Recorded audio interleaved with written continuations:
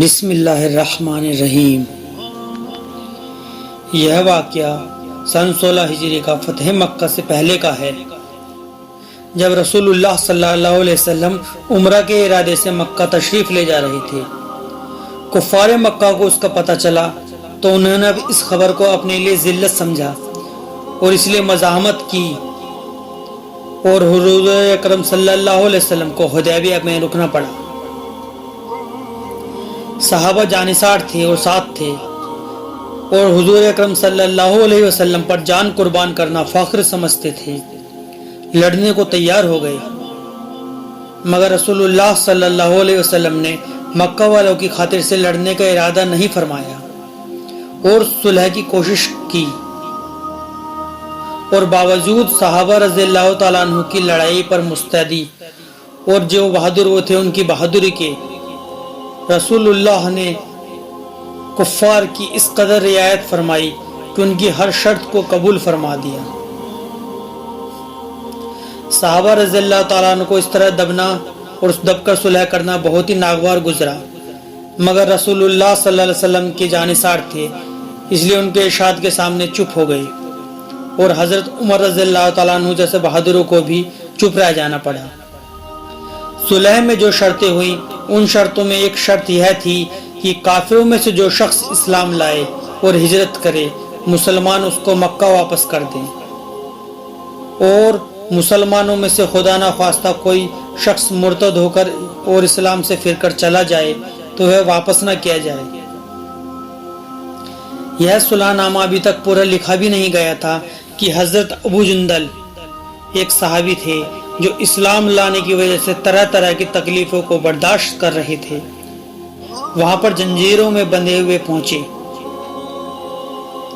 اور اس امید سے پہنچے کہ ان لوگوں کی حمایت میں جا کر اس مصیبت سے جس میں میں پڑا ہوا ہوں چھٹکارا پا جاؤں گا۔ ان کے باپ سہیل اس صلح نامہ میں کفار کی طرف سے وکیل تھے اور اس وقت تک مسلمان نہیں ہوئے تھے۔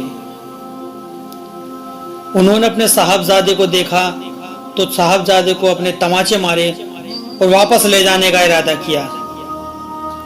رسول اللہ صلی اللہ علیہ وسلم نے ارشاد فرمایا کہ ابھی صلح نامہ مرتب بھی نہیں ہوا ہے، پورا بھی نہیں ہوا ہے، اس لیے ابھی پابندی کس بات کی، مگر انہوں نے اصرار کیا۔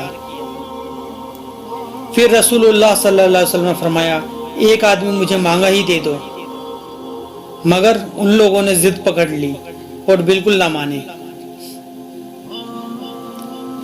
ابو جندل رضی اللہ تعالیٰ عنہ نے مسلمانوں کو پکار کر فریاد کی کہ میں مسلمان ہو کر آیا اور کتنی مصیبتیں اٹھا رہا ہوں اور اب تک اٹھا چکا، اب واپس کیا جا رہا ہوں، کوئی مدد کرو۔ اس وقت مسلمانوں کے دل پر بہت غرا گزرا یہ واقعہ، مگر رسول اللہ صلی اللہ علیہ وسلم کے ارشاد کی خلاف ورزی نہیں کر سکتے تھے، اس لیے انہیں واپس کر دیا۔ رسول اللہ صلی اللہ علیہ وسلم نے حضرت ابو جندل کو تسلی فرمائی اور صبر کرنے کا حکم دیا اور فرمایا عنقریب اللہ تعالیٰ تمہارے لیے راستہ نکالیں گے۔ صلح نامہ کے مکمل ہو جانے کے بعد ایک دوسرے صحابی ابو بصیر رضی اللہ تعالیٰ عنہ بھی مسلمان ہو کر مدینہ منورہ پہنچے۔ مکہ کے کفاروں نے انہیں واپس بلانے کے لیے 2 آدمی بھیجے۔ رسول اللہ صلی اللہ علیہ وسلم نے حسب وعدہ واپس فرما دیا۔ ابو بصیر رضی اللہ تعالیٰ عنہ نے عرض بھی کیا کہ یا رسول اللہ، میں مسلمان ہو کر آیا اور آپ مجھے واپس پھر دشمنوں کے پنجے میں بھیج رہے ہیں۔ آپ نے ان سے بھی صبر کرنے کا ارشاد فرمایا اور فرمایا کہ انشاءاللہ عنقریب تمہارے لیے راستہ کھلے گا۔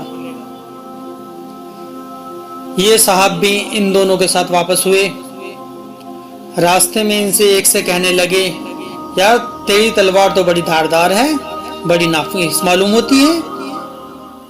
وہ آدمی پھول گیا اپنی تعریف سن کر اور میان سے نکال کر کہنے لگا ہاں میں نے بہت سے لوگوں پر اس کا تجربہ کیا ہے۔ یہ کہہ کر تلوار ان کے حوالے کر دی उन्होंने डायरेक्ट उसी पर उसको तजुर्बा कर लिया। दूसरा साथी ये देखकर घबरा गया और वो वापस भागा हुआ मदीना आया और रसूलुल्लाह सल्लल्लाहु अलैहि वसल्लम की खिदमत में हाजिर होकर अर्ज किया, मेरा साथी तो गया, अब मेरा नंबर है। उसके बाद अबू बसीर रज़ियल्लाहु तआला अन्हु पहुंचे और अर्ज किया, या रसूलुल्लाह, आप अपना वादा पूरा फरमा चुके और मुझे वापस कर दिया और मुझसे कोई अहद इन लोगों का नहीं है जिसकी कोई जिम्मेदारी हो। ये लोग मुझे मेरे दीन से हटाते हैं, इसलिए मैंने यह किया।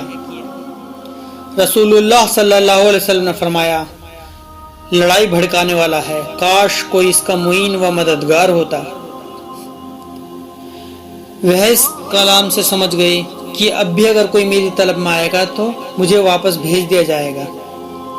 इसलिए वहां से वे चल दिए और चलते हुए समुंदर के किनारे एक जगह पर रुके।